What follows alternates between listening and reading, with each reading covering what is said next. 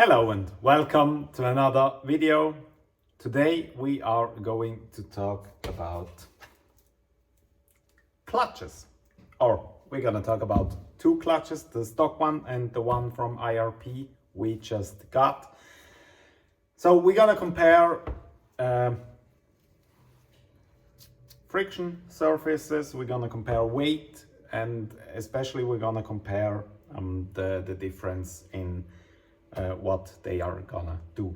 So the stock one, I just measured it, it's 18.07 kilogram, which this one is 1.1. The pressure plate is 5 kilogram, and I'm old. This one here, the dual mass flywheel, is 11.98, so 12 kilogram. So 18 kilogram, that's quite heavy, and I have no idea how heavy the one from IRP is, so maybe it's the same, but it should be a little bit lighter, because dual mass flywheel is always, or most of the time, heavier than a single mass flywheel. So that's also the biggest difference in or for the new one, the new clutch, a twin plate clutch with a single mass flywheel. So the reason a few manufacturers, or a lot actually, use dual mass flywheels is because it reduces the amount of vibration and noise that comes from the engine through the gearbox into the car. So this eliminates a lot of that. And the reason for that is, I don't know if I can lift it up and show it to you, other than that, or I can just take down the camera. So let's do it like this. So that's the flywheel. That's that ring here, this one. That's for the starter. We have to take this one away and put it on the new one. Let's see how good that goes. So this one is two different things. So as you can see, this one here, this one can move. This one, as you can see through the bolts, this one is bolted to it, and this one here can move a little bit. So if you have vibration, noise, this one can eliminate that up to a certain level. Put you back up here. So that's the reason most, or a lot of manufacturers use dual mass flywheels, because it just can eliminate some of the noise and harshness, and especially when you have an engine like a 3-cylinder, which isn't known that is running very smooth. You want to have one of these, especially if you drive the car on street and every day, then you will hate yourself if you change this one to a single mass. That's gonna change a lot. So that's the first thing. And because it's dual mass, it's dual the mass, double the mass. No, it's just most likely heavier than the single mass. It shouldn't be too light, because you will need some weight down there, but it can be lighter, obviously. The lighter flywheel is, the more easier it is for the engine to pick up speed, or pick up revs. It revs much easier, but it also decelerates a lot faster, because it doesn't have that much mass going forward.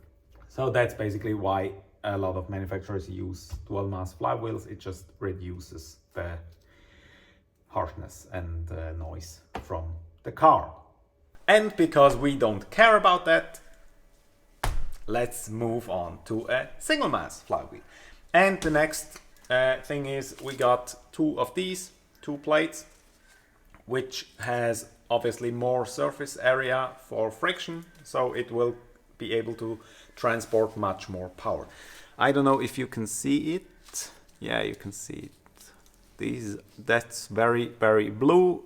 This one as well, the other one's not. So There we had some pretty heat. These got pretty hot, but other than that, the disc looks still quite good. It's nothing unusual to wear. Also this one here, it's also, as you can see, I don't know if you can see it, it got a little bit blue, it got some heat spots, but nothing I think it's which you should be concerned about.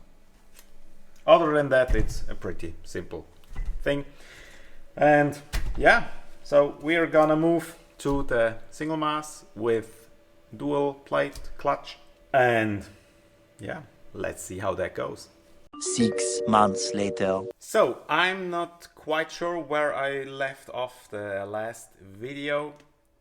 It weighed 1807, so 18 kilogram and 70 grams. Yeah,